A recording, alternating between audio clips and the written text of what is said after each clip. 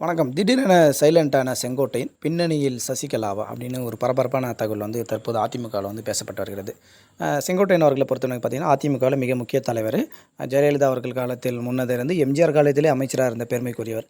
அப்படிப்பட்ட செங்கோட்டையன் தான் தமிழகத்தின் அடுத்த முதலமைச்சர் ஆவார் அப்படின்றான் பேசப்பட்டது. ஆனால் வந்து எடப்பாடி பழனிசாமி முதலமைச்சர் ஆனதுக்கப்புறம் செங்கோட்டையன் வந்து அவருக்கு பக்கபலமாக இருந்தார் அப்படின்னு பேசப்பட்டு வந்தது. தற்போது வந்து செங்கோட்டையன் அவர்கள் திடீரென அமைதியாயிட்டார். கட்சி நிகழ்ச்சிகளில் பெரும்பான்மையான நிகழ்ச்சிகளை தலையிடுறது கிடையாது. இப்போ நடந்த நாடாளுமன்ற பொதுத் தேர்தலுக்கான வேட்பாளர் தேர்வு, பிரச்சாரம் அதெல்லாம் கூட பெரிய அளவுக்கு ஆர்வம் காட்டலை அப்படின்னு ஒரு பேசுபடு பொருளாக பேசிட்டு வந்தாங்க.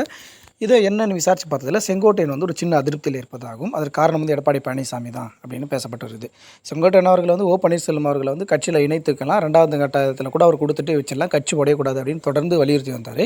ஆனால் எடப்பாடி பழனிசாமி அவர்களோட பிடிவாதத்தினால தான் இன்றைக்கி இது பன்னீர்செல்வமும் இல்லை, டிடிவி தினகரன் அவர்களும் இல்லை, பாஜக கூட்டணி இல்லை. அதனால் வந்து அதிமுகவில் வந்து ஒரு வலுவான கூட்டணியை வந்து கட்டமைக்க முடியல. அப்போ வேட்பாளர் என்ன தான் தேர்வு செஞ்சு போட்டாலும் பலமாக தேர்தலில் போட்டியிட முடியாதுன்றதுனால தான் முக்கியமாக இருந்த முன்னாள் அமைச்சர்கள், முன்னாள் எம்பிக்கள்லாம் யாருமே தேர்தலில் வந்து சீட்டு கேட்கல. எனவே வந்து அதிமுக வந்து தற்போது வந்து ஒரு சரியான பலத்தோடு இல்லை அப்படின்னு செங்கோட்டையன் நினைக்கிறதாகவும், எனவே வந்து சசிகலையாவது கட்சிக்குள்ளே கொண்டு வரலாம் அப்படின்னு செங்கோட்டையன் வந்து தொடர்ந்து எடப்பாடி பழனிசாமி அவர்களும் பேச்சுவார்த்தை நடத்தி கொண்டு வந்ததாகவும், இதன் அடிப்படையிலேயே செங்கோட்டையன் தற்போது அமைதியாக இருப்பதாகவும், விரைவில் சசிகலாவை வந்து அதிமுகவில் இணைக்கணும் அப்படின்னு முதல் ஆளாக வந்து செங்கோட்டையன் அவர்கள் ஒரு பேசுபடு பொருளாக பேச ஆரம்பித்தாகவும் தகவல் வெளியாக இருக்கிறது. இது எடப்பாடி பழனிசாமி அவர்களும் கூர்ந்து கவனித்துட்டு வராரு.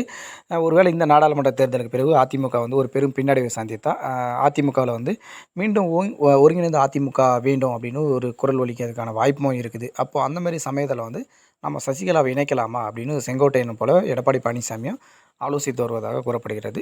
தொடர்ந்து நம்ம வந்து அண்மை தகவலை வந்து கொடுத்து வருகிறோம். நம்முடைய சேனலுக்கு ஆதரவு அளிக்கிற நினைக்கிற நண்பர்கள் சேனலை சப்ஸ்கிரைப் செய்யுமாறு கேட்டுக்கொள்கிறோம்.